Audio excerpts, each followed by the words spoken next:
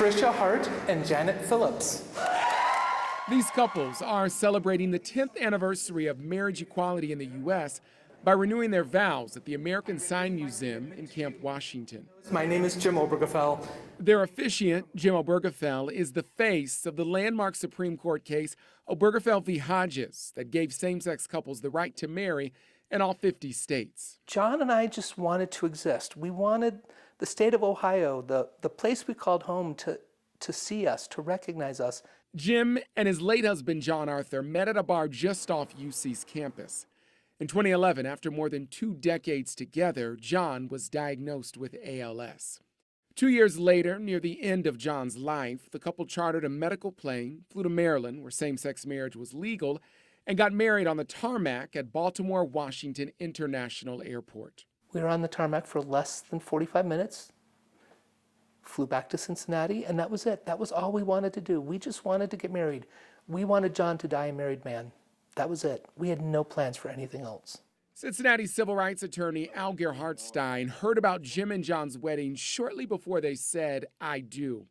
And just days after their big day, he sat down with them to discuss the legal reality of their situation, and he brought along a blank Ohio death certificate. So that's the only paper I brought, because I could show them dramatically that the last record in the state of Ohio that talked about John Arthur would be wrong, and it would list him as single, and it would not list his surviving spouse. And that pissed him off. And he asked us if we wanted to do something about it. And I wanted to defer to whatever they wanted to do. I mean, they're grieving. They're saying goodbye. Al tells me we talked about it for less than a minute before saying yes. First, Jim filed a federal lawsuit to ensure his name properly appeared on John's death certificate. The district court ruled in his favor, but Ohio appealed that decision, and a 3-judge panel sided with the state. That's when Gerhard Stein and his team appealed to the U.S. Supreme Court.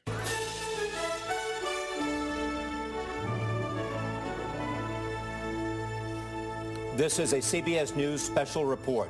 I'm Charlie Rose with Nora O'Donnell and Gail King in New York.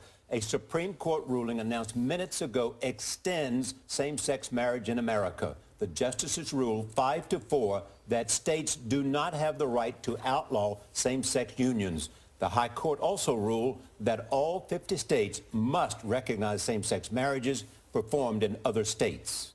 So when you think about June 26, 2015, what is the first thing that comes to mind? Joy.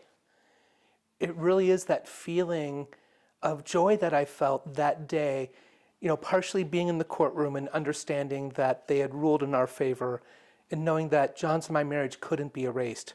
Obergefell v. Hodges was back in the headlines 3 years ago when the Supreme Court overturned Roe v. Wade.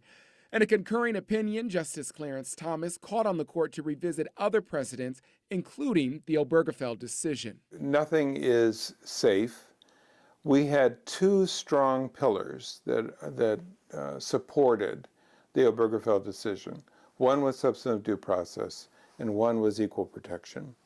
And the Dobbs decision really undercuts the substantive due process rationale. Roe was precedent for almost 50 years. Obergefell's coming up on 10. And when you lose one right, every right is at risk. 10 years after leading the fight for nationwide marriage equality, Jim's life looks much different. And I think, like a lot of people, the pandemic made me rethink where I wanted to be and where I wanted to live. And I realized I missed my family. So he moved back to his hometown, Sandusky. Oh, that's the last one I think I have, Rosé the Riveter. Ah, that's a good one. He co-founded a wine brand that supports equality organizations. And in between speaking engagements where he shares his and John's love story, the man who made marriage a reality for so many will occasionally preside over a wedding. I always reference the case, and I always incorporate the last page from Justice Kennedy's decision because it's a beautiful piece of writing. And it seems like almost like it's a law now that every wedding must include that last page. Do you know the last page by heart? No union is more profound than marriage, for it embodies the highest ideals of love, fidelity, devotion, sacrifice, and family. In forming a marital union, 2 people become something greater than once they were.